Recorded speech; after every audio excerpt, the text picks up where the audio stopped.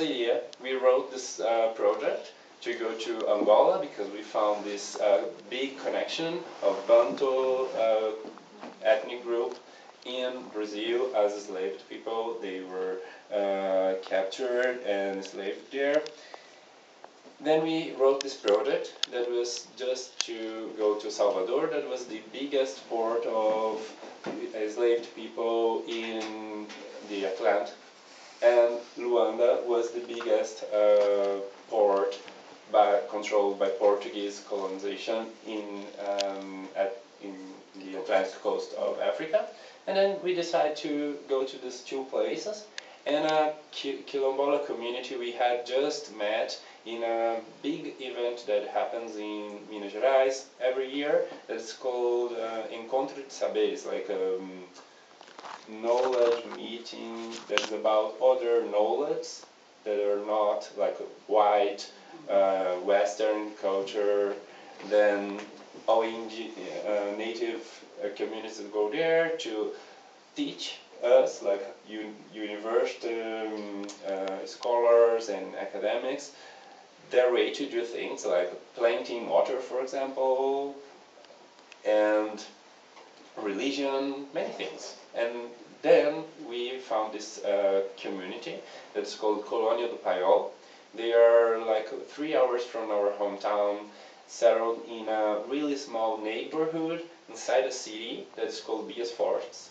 And this is the name of a former governor of the state. And we discovered, like finding some research, that this city was called Nossa Senhora Aparecida do Quilombo. Then it was built to be a Quilombo. It was built for these enslaved people that escaped, and then they resisted there, they settled the space, and then they fought against some farmers that were around. And one of these farmers decided to make a kind of peace agreement, donating them this land to, then they could produce inside, but they were like isolated. Everything around was farms, hating them, and they were kind of enslaving other like free people after the abolition, because they had this idea like, I don't give jobs for the former slave of my neighbor, and then they were still stuck in the same farmers they were enslaved. And these 9 born in African Brazilians, they just resisted inside this place, built a city, and then in the last decade of the 19th century, this Italian immigration to replace enslaved work got there. They just dominated all the urban constructed area. They made the city called Union, because it was like how Italian and these black people that were right there, they had this harmonic meeting, but they just marginalized all these black people that were there in these 2 neighborhoods that now discovered they were from a Quilombo, like this settlement of resistance.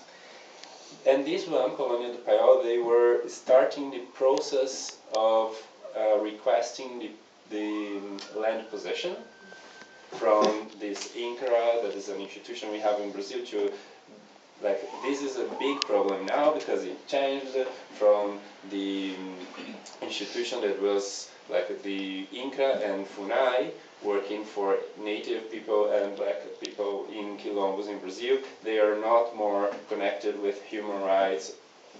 The FUNAI is, but the INCRA not. The INCRA is in the agriculture ministry now. And then it's a big problem because the main enemies of the Quilombos are farmers. And they are connected with the agriculture. And this is a big problem now. But we still have the process of like having an anthropologist, a sociologist, an historian to go to this area and to make a report about what is the territory, the original territory, and the culture, what they need to keep their dynamic here. But it was also a problem because the first anthropologist that got there, he said everything here was the Quilombo. all the city, all houses that are like these Italian houses were built over their land. Then if we give them the possession of this land, they will become the owner of this entire city. That is like public space. And then it's a big problem there, but if the essential process they have to face is building a kind of visual, cultural material about their Africanness or African Brazilianness as a Quilombola community. They also have problems about evangelization. They are becoming new Pentecostals now, and they hate the African sources they have in rituals, in dance, in music.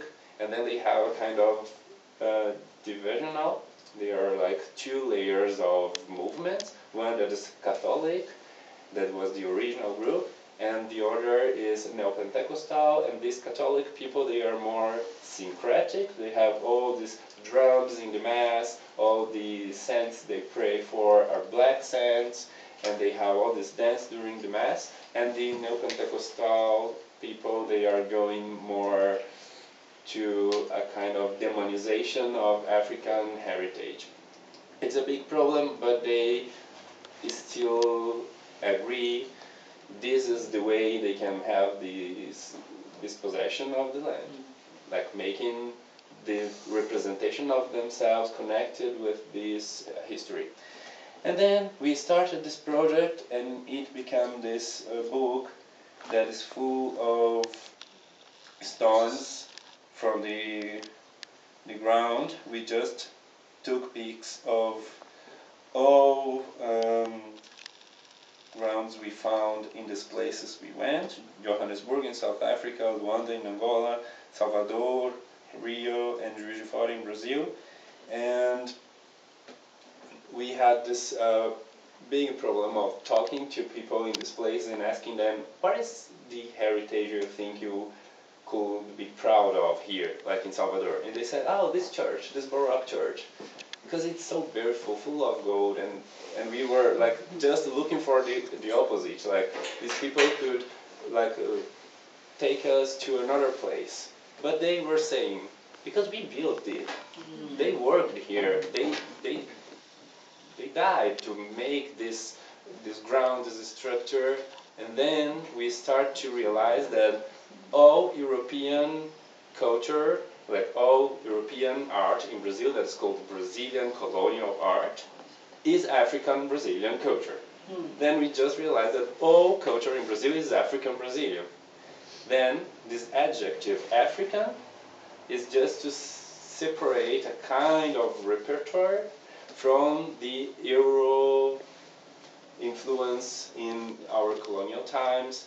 Then we have this kind of contradiction, because it's really important to say there is an African Brazilian culture.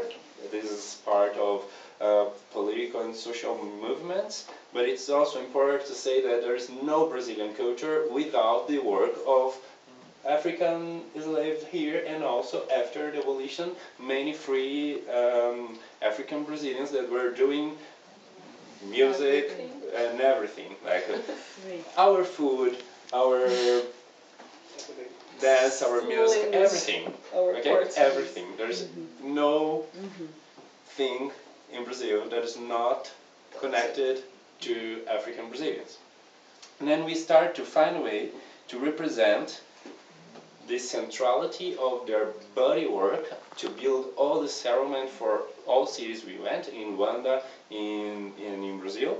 And then we decide to focus on this structure, and we just decided to cut some stones from the grounds and replace for something these people pointed out. Then we have some things connected to food,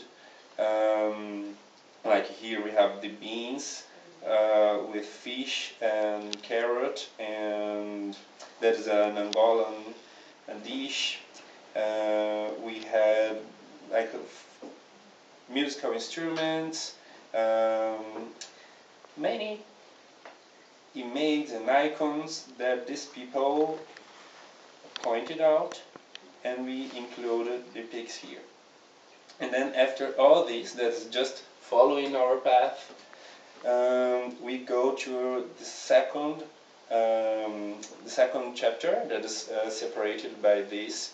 That is something on the walls, because we were just taking pics of the ground, and then when we look at the walls, they are all marked of distinction and segregation that is justified using the idea of violence. And then in Brazil we have many walls to protect houses that are like with this rustic way to protect, that is like sometimes this like glass or these spikes, and we found many walls with this kind of thing, especially in the Pelourinho in Salvador.